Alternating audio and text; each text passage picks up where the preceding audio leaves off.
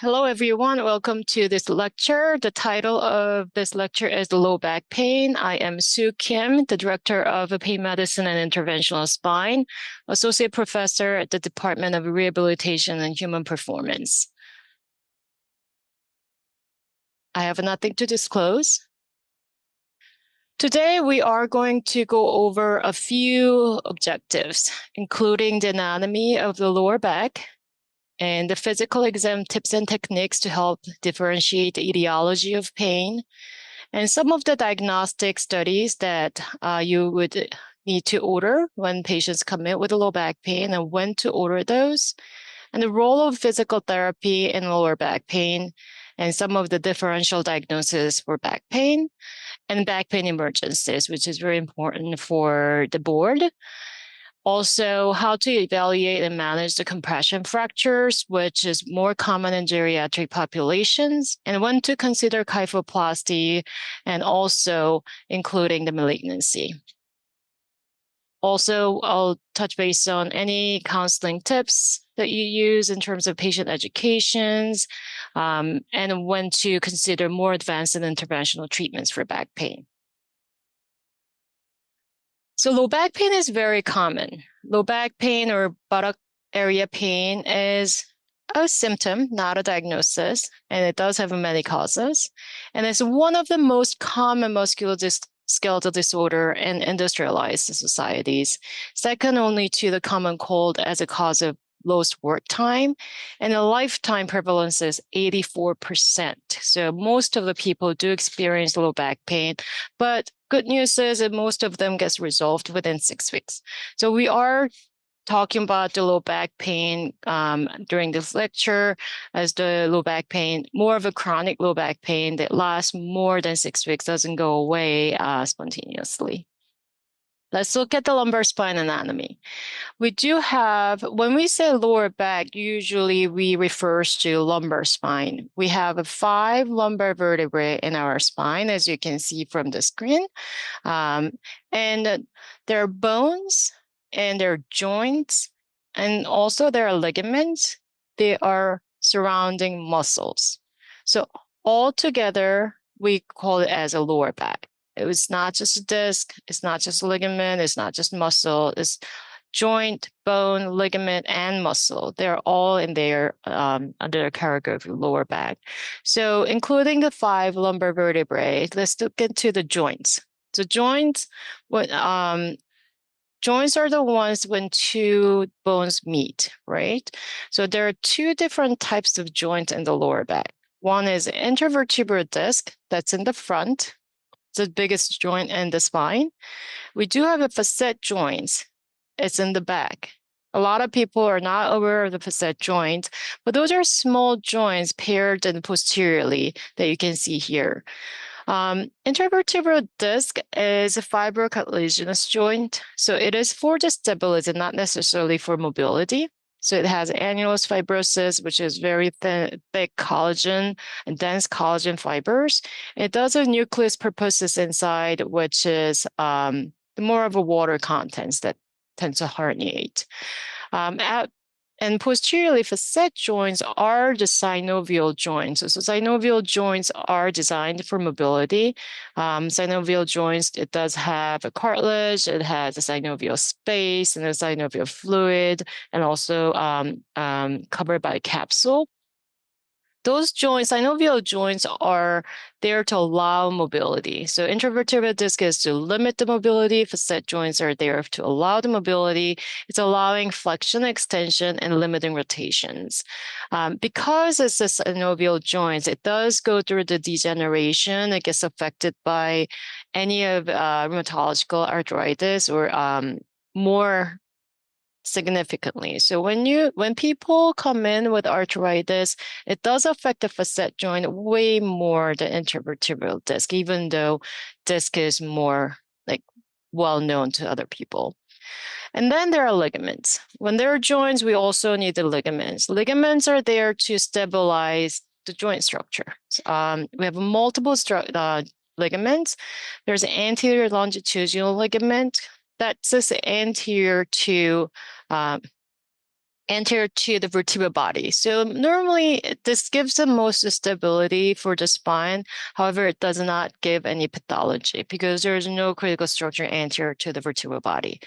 Posterior longitudinal ligament is the one that's sitting within the spinal canal, so posterior to the vertebral body.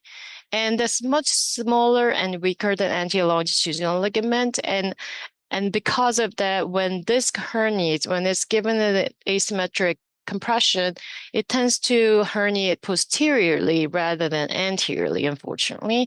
And posterior to the posterior longitudinal ligament is where we have a spinal canal and thecal sac, and that's why disc herniation can cause spinal stenosis.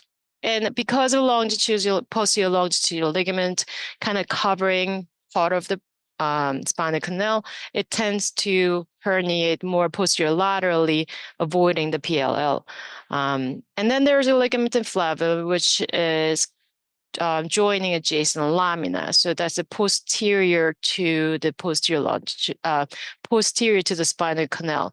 So in relation to the vertebral body, anterior longitudinal ligament is anterior to the vertebral body, posterior longitudinal ligament is posterior to the vertebral body, and ligament inflammable is posterior to the spinal canal, and posterior longitudinal ligament is anterior to the spinal canal. And then there are muscles. We always talk about core muscles. There are a lot of different muscle groups within the core muscle that we were referring to.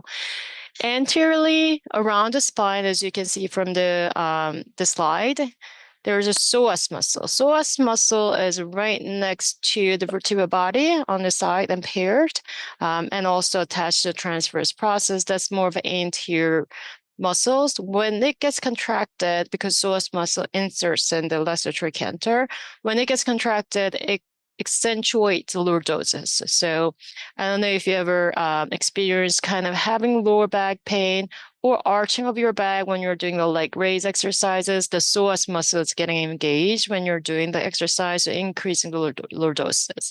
When you're increasing lordosis, that means extension of the lumbar spine, so it will increase the pressure on the facet joint. So if someone has a tight psoas muscle and have facet arthropathy, then they will have exaggerated symptoms.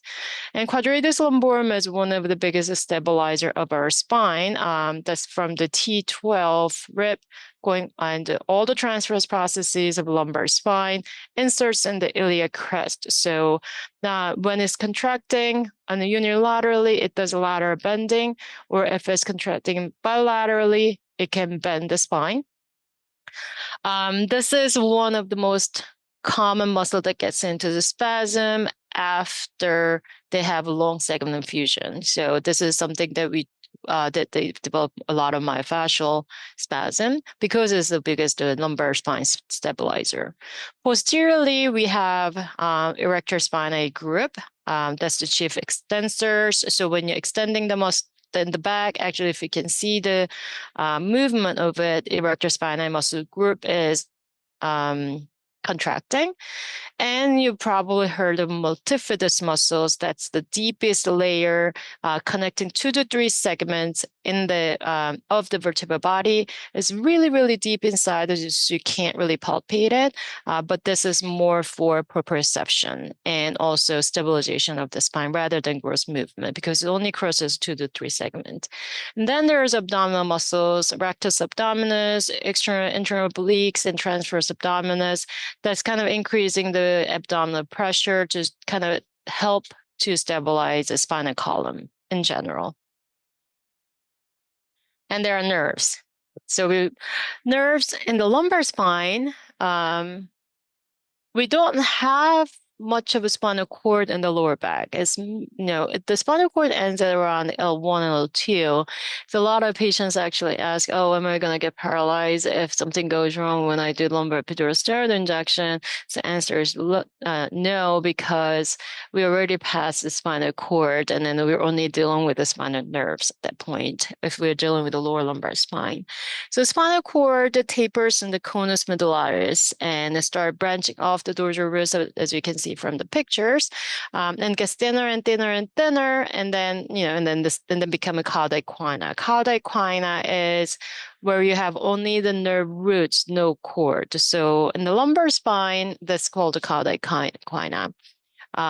Spinal, and then all the nerve roots that come out of the spinal cord, it has two branches. So it's the first one is ventral branch, and the other is a dorsal branch, or a ventral ramus, ventral spinal nerve, or the dorsal spinal nerve. Ventral side is a motor, and the dorsal side is a sensory. And you always have the paired nerve roots within the spinal canal. As it's coming out, those two roots, ventral nerve root and then dorsal nerve root, merges into one spinal nerve at the neuroforamen level.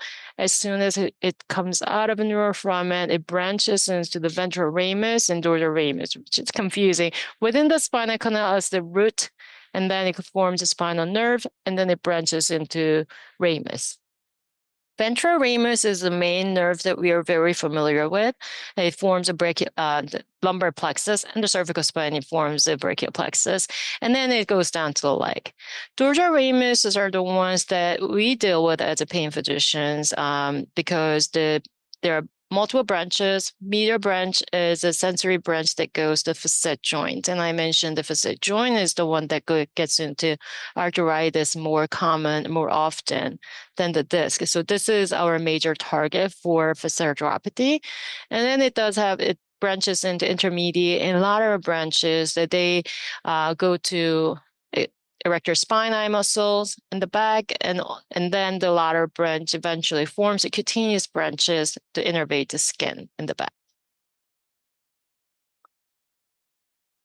So what are the things that can go wrong in the lower back and the lumbar spine? Anything that I just mentioned and under the anatomy can go wrong, and they can cause the pathology. So the things that we need to watch out for are, of course, the bone and joint. So arthritis, degenerative disc disease, and facet arthropathy. Those are the two things that we talked about.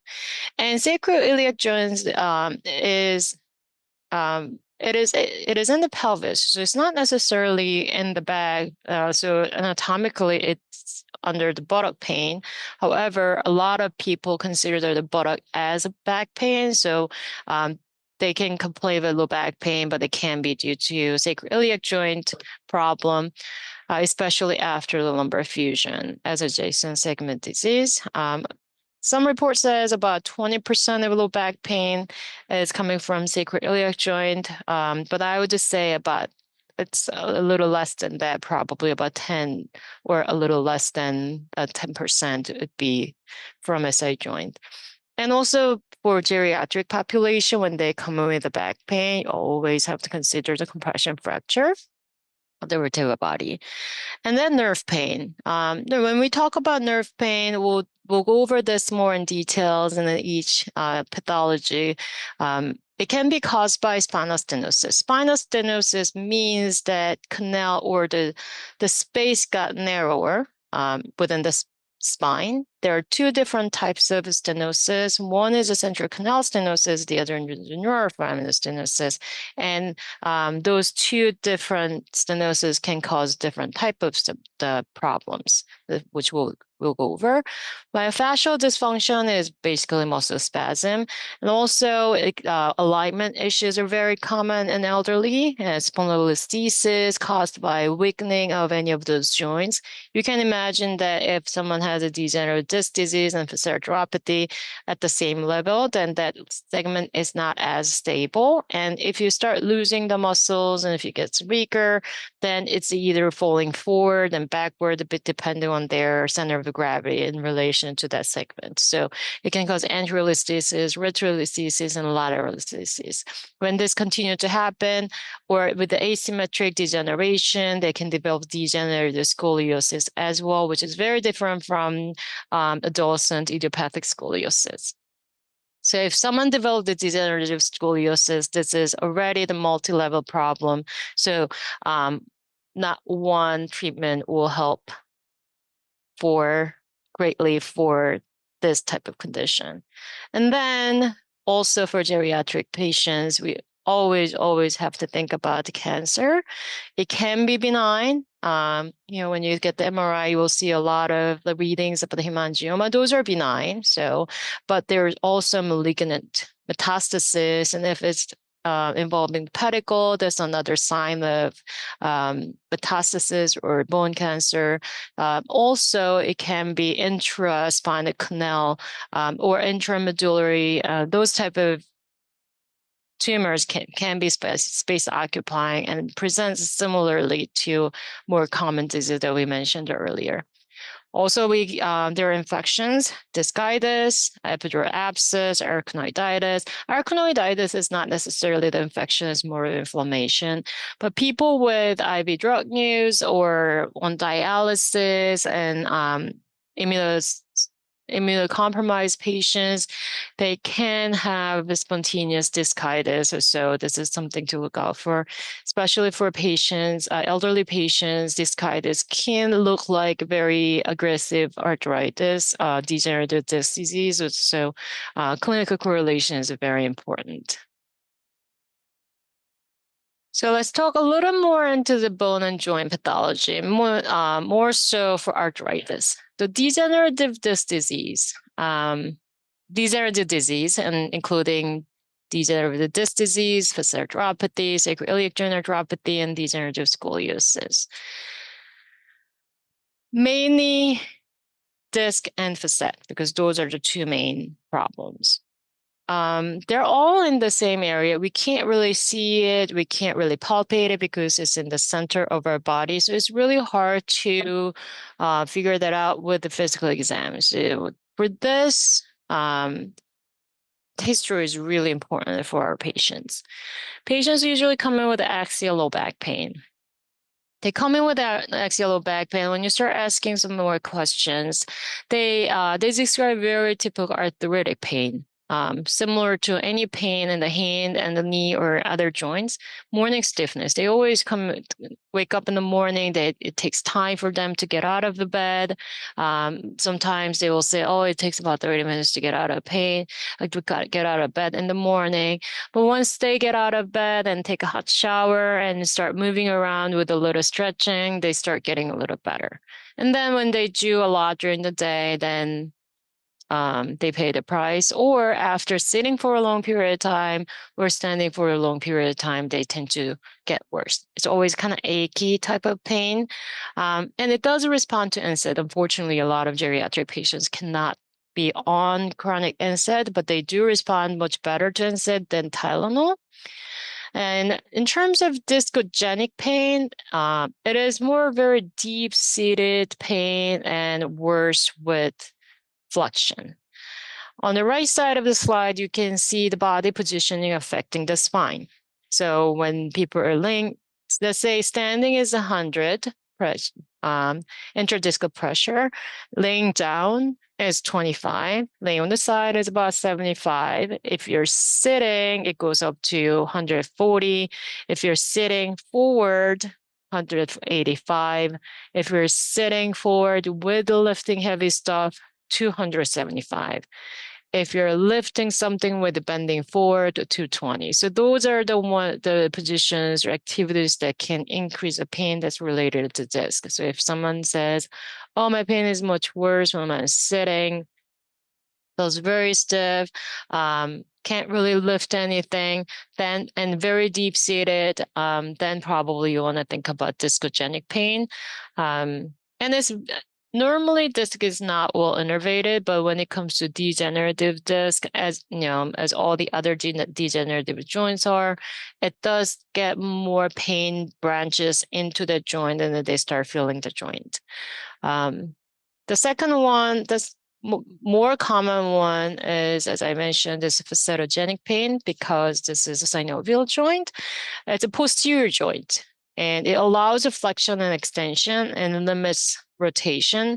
So it's always worse with extension and so posterior loading, and much worse with extension and rotation at the same time. That's how you stress the joint the most, and that's what we call it a facet loading test.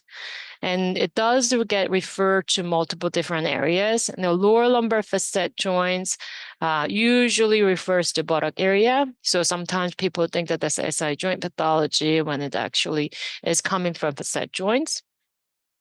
Rarely it goes down to below the knee, but that's very rare. I would just say 5 to 10%. Physical exam, as I mentioned, as the lumbar spine range of motion is mostly restricted because this is arthritis. And you can have a localized tenderness around it because when there's arthritis, muscle gets into the spasm as well. And if it's that loading test is referring to ipsilateral rotation and extension. For this, images, you can diagnose it with X-rays. You don't necessarily have to do any advanced images.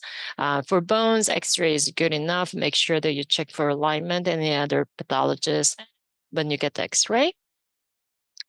So what are we going to do when patients come in with this arthritis-related pain? When the bone is bad, when the joint is bad, the general strategy that we take is strengthen the muscle that can stabilize the bone.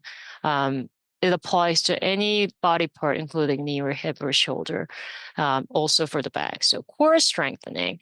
Core is not just abdominal muscles, but also includes buttock muscles because pelvis is a part of the core, and pelvis stabilization is very important for standing, not to load too much of work on the lumbar spine. So common exercises that I teach my patients for elderly is to sit to stand transfer exercise. Getting up from a chair 20, 40 times a day is good exercise. And also if they can get out of a chair without using their upper extremity is proven to reduce the risk of fall for elderly. So it's very good exercise. And also bridge exercise, surprisingly, a lot of elderly cannot perform bridge exercise. So that is another one that I really encourage them to do. Easy enough for them to do it at home. And they can break it into like 4 or 5 times a day. So they don't feel that burdened. And says, if possible, if they can take it, of course, you don't want to do the chronic NSAID, but when they have acute flare-up, that should be the first line medication over Tylenol. Our elderly love using lumbar corset. It doesn't help. It's kind of giving some like psychological support rather than actual physical support. So if they like it, have them wear it when they're walking, but it really doesn't give any mechanical support. The intervention wise, if they come in with this type of pain, for facet, for any joint pain, degenerative pain, we do something called radiofrequency ablation, which is basically burning the articular branches that goes to that joint. More common ones that we do is medial branch blocks, which is targeting the facet joints. We do medial branch block ×2 to rule out placebo effect, and then go into the radiofrequency ablation once confirmed the diagnosis. For the disc problems, that we do something called the basivertebral nerve ablation. That is a newer technique. I didn't put it into this slide, but that's basically the same concept that we ablate the nerve that goes to the disc. Sacroiliac joint pathology is very, very challenging because, as I mentioned, it can be confused with the facet joint arthropathy because facet joint is very notorious for giving the referred pain down there. That's why you always have to rule out above and below joint problems. And SI joint is almost non-mobile. The only mobility that it has is about 2 degrees. It's called the nutation and counter nutation. So it's the largest joint in our body, but mobility is very restricted. So it's playing more role for stabilization of the pelvis. It's kind of transitioning segment from the lower extremity to the trunk or trunk to the lower extremity. So there's ascending force going through it and descending force going through it. So they usually complain more pain when they're transferring. So sit to stand transfer or stand to sit transfer or twisting and then turning in the bed. Those are the type of activities that can cause more pain. Less prevalent than facet arthropathy. How do we diagnose it? There are only a few things that we can do for physical exam. And there was a study that came out a long time ago and saying that, oh, you have to have a minimum of 3 out of 5 physical exam positive to reliably diagnose with a physical exam. That means there's really no one gold standard for the physical exam. What I use in the most is that you can palpate from posteriorly the inferior joint line. You can't palpate the superior joint line because it's hidden under the PSIS, as you can see from the right side of the slide. So you can't palpate the superior side, but you can palpate the inferior most portion of the side joint. So you feel for the PSIS and drop about a few centimeters and press on that area, and that's where the posterior inferior joint line is. If they feel pain, if that's the most tender point, then you can think about SI joint. Patrick test, Faber test, it also stresses the facet joint, so it's not as reliable. For Fortin finger test is what Dr. Fortin came with many, many years ago. He's the one of the doctor who studied a lot about the SI joint pain. When patient comes in, and it's not about you pressing on the PSIS. If patient comes in and say, hey, I have a pain right over here and point over the PSIS, that's one of the positive sign for a side joint. So those are the physical exams that you can do. What do we do for SI joint? Again, hip girdle strengthening exercise is very important. Same thing, sit to stand exercise, bridge exercise, clamshell exercise with the rubber band, resistant rubber band. And then we can try the corticosteroid injection, just like all the other joints in our body. We may repeat it every few months if it works. In the past, we used to do sacral joint denervation, like radiofrequency ablation, but that's not covered by Medicare as of last year. So that's not an option for our elderly, unfortunately. And then you can have sacroiliac joint infusion as a surgical option if it's really refractory. And then there's a degenerative scoliosis. Degenerative scoliosis, as I mentioned, they have all of above that we just mentioned. Degenerative disc disease, facet arthropathy, and alignment issues, you name it, they have them all. So, for this, we just have to manage whatever that gives them more symptoms. And also try to restore their center of gravity so that they don't stress on one spot over and over. So that's the strategy managing degenerative spine, because at this point, it's everything went wrong, unfortunately. And there's something called iliocostal friction syndrome, and the scoliosis start getting really, really bad, and the rib starts touching the iliac crest. And of course, we can try the steroid injection for this as well. But when the people start complaining of the pain in the iliac crest area with bending, this is something to consider something to think about for degenerative scoliosis patients. Management, mostly conservative treatment. These patients don't tolerate the lumbar corset very well, but if they feel like they can try it, this is something that you can try. Injections as needed for symptom management only. And eventually, some people opt for deformity surgery, but this one is very notorious for having 98% complication rate. Yes, 98% complication rate. So think twice before consulting your surgeons, even if the patients request for it. And then there are nerve pathologists. Nerve pathologists, Spinal nerves, I briefly mentioned that there are two, it has two roots, dorsal root and ventral root. They form a common spinal nerve, and then spinal nerve passes through the foramen.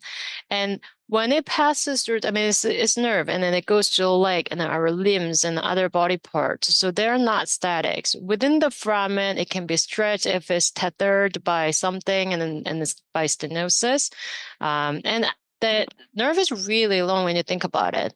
The nerve comes out of the spinal cords and travels multiple segments within the spine, and especially for lower lumbar spine and sacral nerves, and then comes out of from and goes all the way down to the foot. So it's very long. So you can longer the segment is, it's more susceptible for injury. So that's why lower lumbar spine, L5 and S1 are the ones that they present symptoms the most. Not that that's where the most pathology is. And it really doesn't have very well developed connective tissue to support it. And spinal nerves blood supply is very scarce, and then it's susceptible to ischemia, as you can imagine. So the things that can impact the blood flow is compression, elongation, which is stretching. Those are the two main things. So if it's cut mechanically, I mean, it's no brainer. It's the neurotemesis. When it's compressed, if it's compressed more than 20 millimeter mercury, then it starts having some blood stasis. If it's completely ischemic, if it's more than 60, then it becomes completely ischemic and start dying out.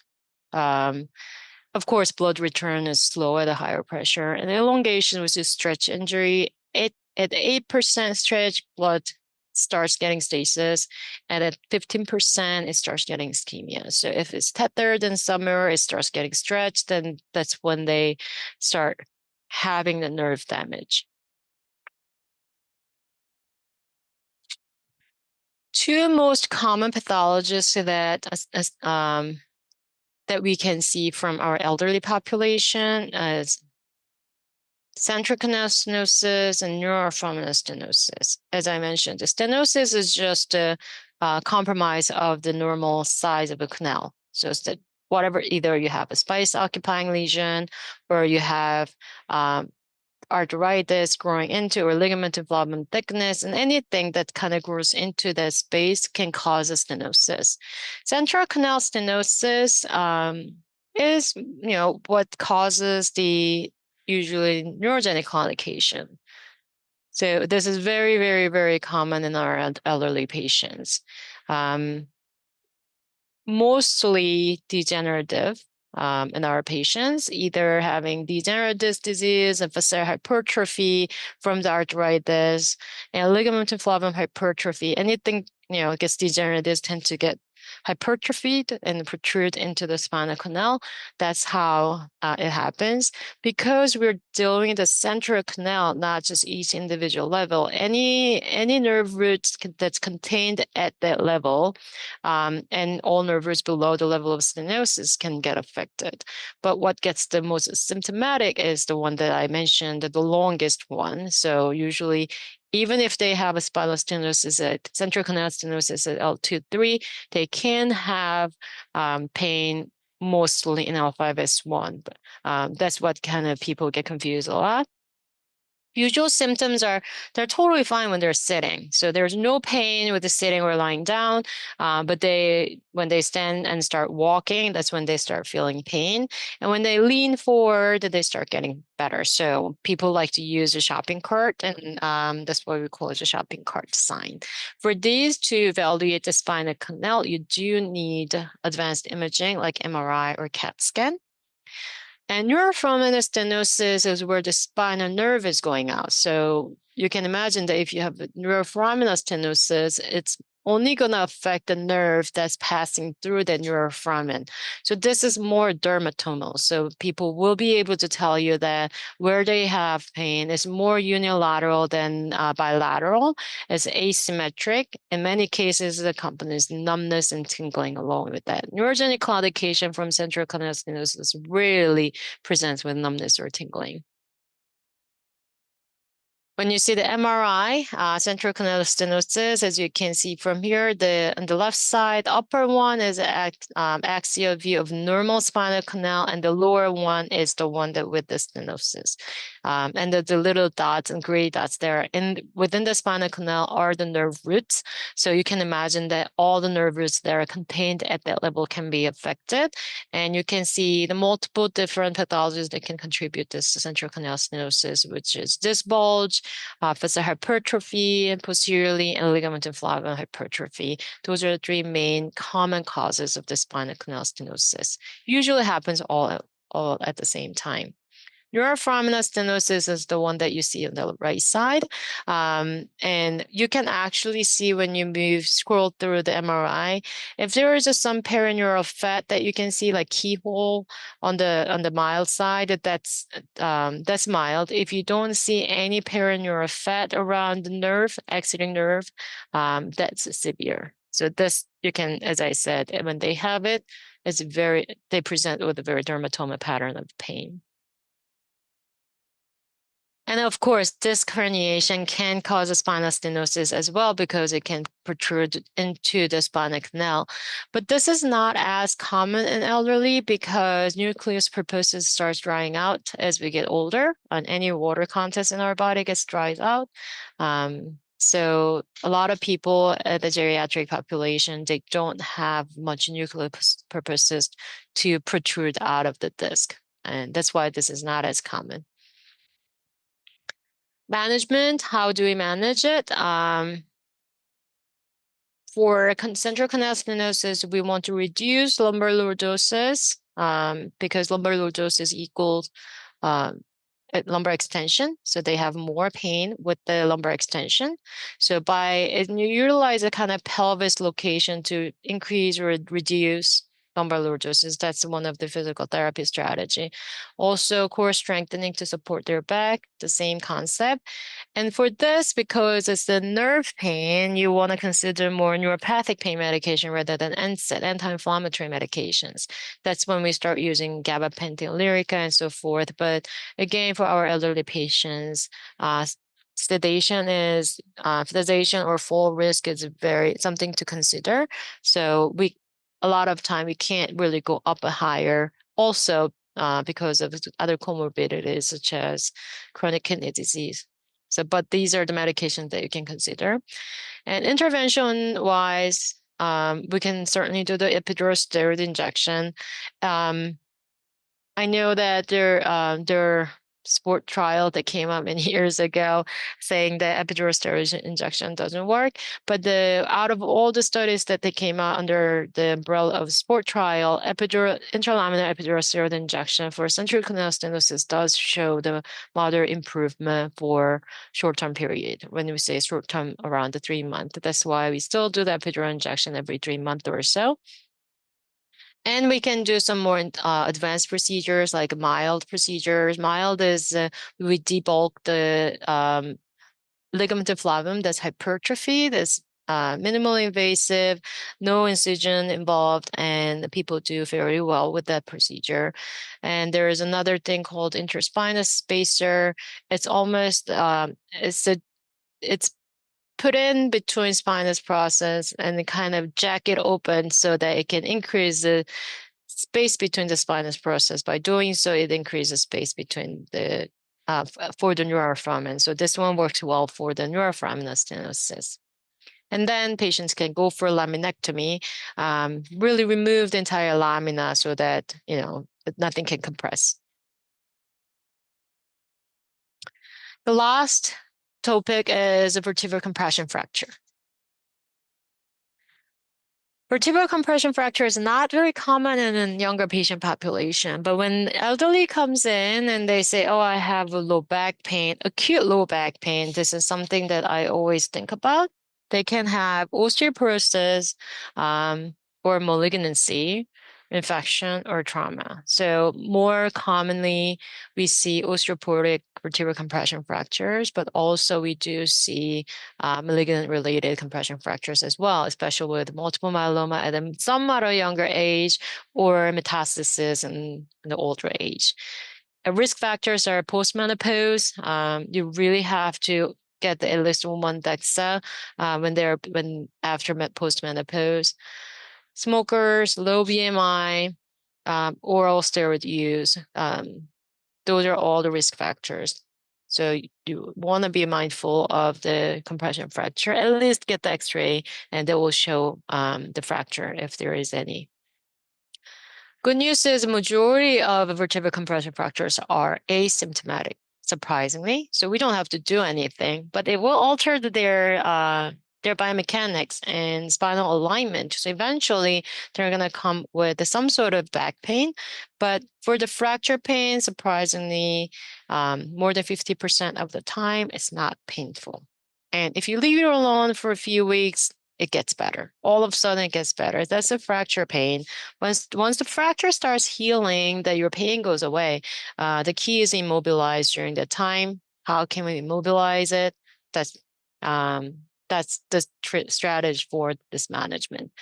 Symptomatic vertebral compression fracture, if they're in so much pain, if they can't move even for the acute period, even though we know that they will get better if we leave it alone, but we tend to intervene sooner than later because an elderly, if they're immobile for more than 3 days, we already start seeing some declines in their physical activities. So that is the reason why I do interventions sooner than later. And if someone had a vertebral fracture already, then they are high risk for future fracture as well, for obvious reason. Osteoporotic vertebral compression fracture, acute pain, it can come from various reasons. Some people are moving their bowels in the morning, they fracture their back, and coughing can fracture their back, or just lifting their grocery bag can fracture their back. Fall from a height can fracture their back. So anything can cause the fracture. So the first thing is if you see someone coming in with acute back pain, which is not very common for elderly, usually they come in with the chronic back pain. If they come in with acute back pain, please check their DEXA and make sure they don't have osteoporosis and get the X-ray. Pain pattern is mostly distal to the fracture site, not necessarily at the fracture site, and it's very axial and deep-seated. And the physical exam is you hit the spinous process. So with the fist, you have to hit that area and to see if they reproduce the pain. Always warn the patients because if they do have a fracture, it's very painful. Image X-ray, and they will need MRI and CAT scan to see the extent of the fracture. Sometimes it can retropulse into the spinal canal, like the last picture on the slide.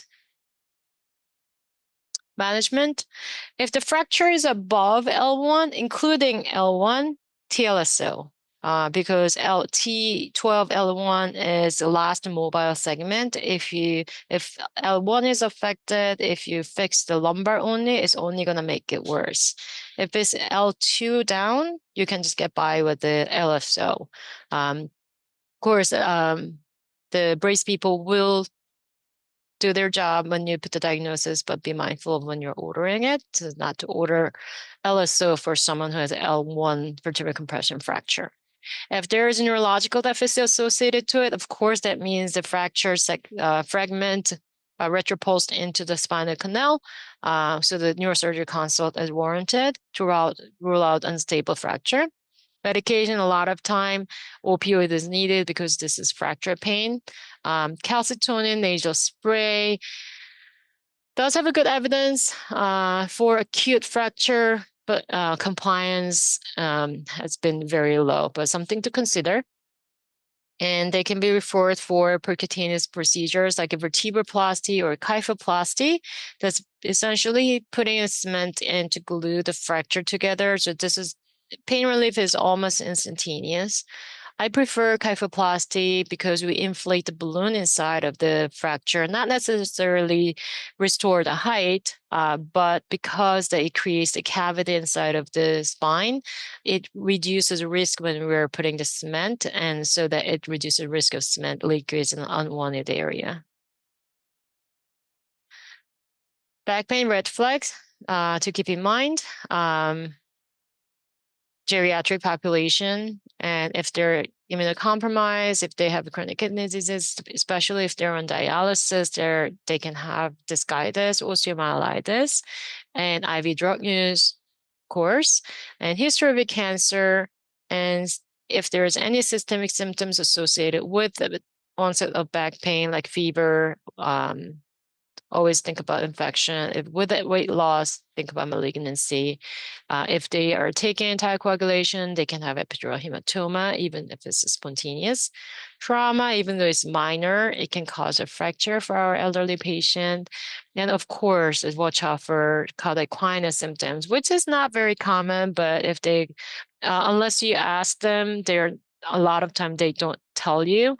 Urinary incontinence, bowel incontinence, and you'll be surprised how many times they won't disclose because they just feel like it's just their accident and not the problem. So please ask them to rule out cardiac syndrome. So take-home message, low back pain in the geriatric population is most likely multifactorial, and not one treatment will cure their symptoms. Hence, management plan should be multimodal, including lifestyle modification, exercise, medication, and interventions. And introduce interventions earlier, because if you longer you wait, longer they have pain, they will most likely develop secondary compensatory issues, which will be harder to manage, and also consider cancer or osteoporosis.